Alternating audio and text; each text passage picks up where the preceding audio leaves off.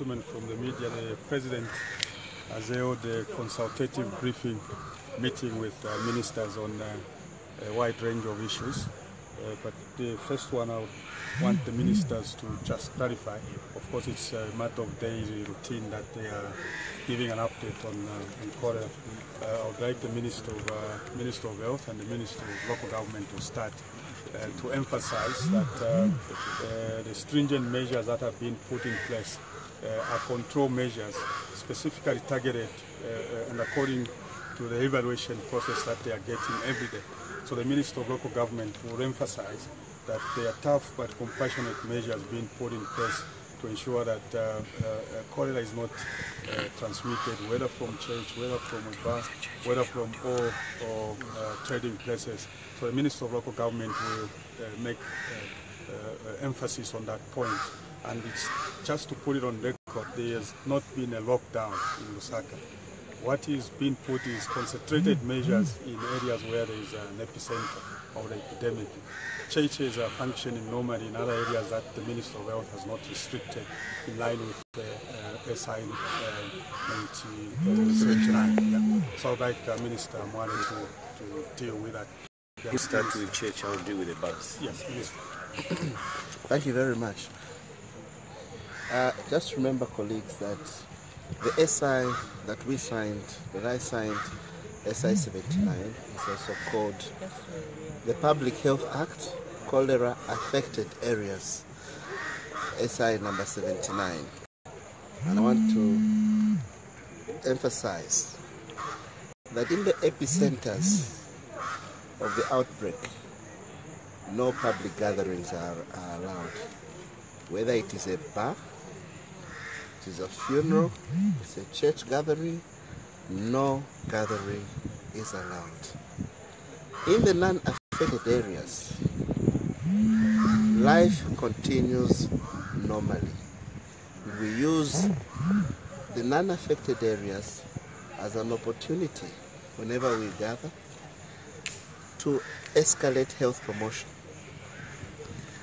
escalate preventive measures such as hand washing, and ensure that we take preventive measures in our sanitary facilities to ensure that we don't get cholera to spread to those areas. We have banned public gatherings in the epicenters, and we've also banned public gatherings in areas where we feel there will be people congregating coming from the epicenters. And this must be made extremely clear. Whether it is a bar, it is a church, it is a funeral, in the epicenters we're not allowing that. In the non-epicenters, church gatherings are going on normally and should go on normally. And our colleagues from the armed forces who are helping us enforce this have been guided accordingly and given a list of areas. With the evolution, with the evolving epidemic, if there are areas that get affected, we're going to revise the list. And that's why we give daily briefings, to ensure that if there are areas that are affected, we extend the list as such. Thank you very much. I might also use this opportunity to tell you that today we've recorded 100 new cases, 108 new cases, and the cumulative number of cases has gone to just over 2,600, and we had one brought-in dead, died within the first hour of admission, and that is classified as a BID, and that we have shifted our patients now to Hero Stadium, which has been declared a hospital, and the facility is very good, and our patients are receiving the best of care. Our medical doctors and nurses and support staff are putting in their level best to ensure that we do not lose lives. Preventive measures are ongoing.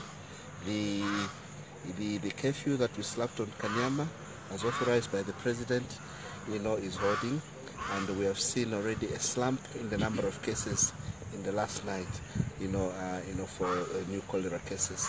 So we'll continue keeping you posted as the epidemic evolves. We are slowly sliding back into normal operations for businesses because we are re-inspecting places that we may have closed down, so that if they have complied, we reopen them. We've already reopened 6 places. 300 Lions outlets have been opened.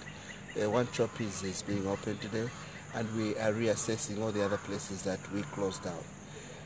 We are working closely with Zambia National Farmers Union to establish a place of safe trading so that we can get back to business very quickly.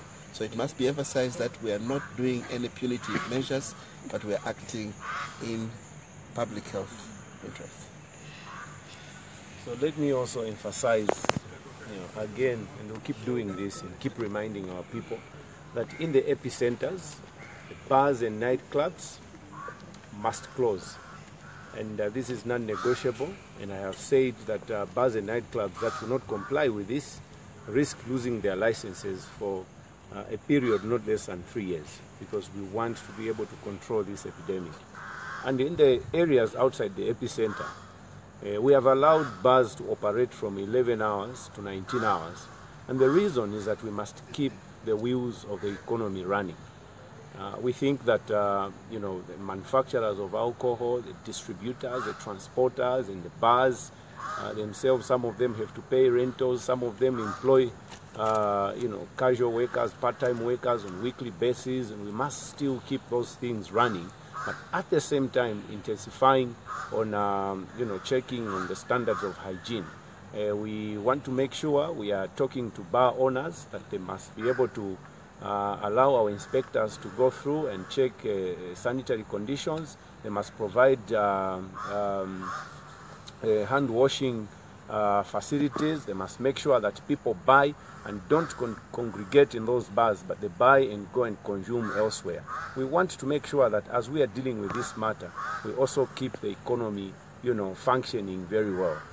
So it is no negligence at all, but we want to make sure that we don't kill the economy. Let me also announce that the Council and Zambia National Farmers Union has assessed 3 areas so that we are certain, areas that we can use as safe zones, as we announced yesterday, and we seem to have settled for one for now. And very soon we'll be able to announce. We want to keep the flow of vegetables and fruits straight from the farmlands into our homes, and make sure that all that is done in a much safer way. And again, there are some farmers that are producing onions, tomatoes, cabbages in tons, and we don't want them to keep losing on a daily basis, because then some of them can cripple down, can have their businesses crippled down and fail to raise up. So we want to keep, again, the wheels of the economy running. But we'll keep our surveillance and make sure that as the epidemic evolves, we know what to do next. I announced yesterday that we declared Chinika Market illegal, and this morning, around 3 a.m., men in uniform moved in to Chinika and closed down everything. We expect that the place will remain closed because we are putting up measures, like I said, with Zambia National Farmers Union to be able to keep the flow of vegetables and fruits throughout the city. And you see, people must understand, the report that we got today, this morning, is that yesterday there was a case of cholera in Chinika. One person has been admitted, and that is a place now that people are using to sell food. So we can't guarantee that food that will be sold there will be safe. We are already getting cases in Chinika, as reported this morning by the people who are in the field. So people must help us, ensure that we work together and fight this whole thing head on. As the Minister of Health said, we may be, soon returning to business and make sure that everything gets to normal. But in doing so, we will not compromise on the safety of our citizens. Thank you, Minister. Mr. Anderson, yes. just to also add to what colleague Minister said here on what we've seen on the social media and the press, comparing the announcement we made on bars and the church. Bars and churches have all been restricted in areas where there is the epicenter. In areas where the epicenter isn't, bars have been restricted because they are operating reduced hours. But the church is not restricted. So must be made very clear, that we're using the church even as an opportunity to deliver key health promoting messages. Pastoral letters are read, key messages are read, and we've only advised that let hand washing, sanitizers, be enhanced, and let also the sanitary facilities be decontaminated. We only want to caution that we should not get to hear that because church gatherings have been banned where the epicenter is, now we organize bus loads to go and worship of people coming from epicenters to go and worship where they collaborate. That will defeat the process. But I must report that we're working very well with the church mother bodies, and we're collaborating extremely well on that score. So there shall be no misunderstanding. So there's been restriction on operating hours for bars in non-restricted areas, but there's no restriction on operations of the church in the non-epicenter areas. Thank you for that clarification. We've been talking about abuse of social media and the digital media space in general.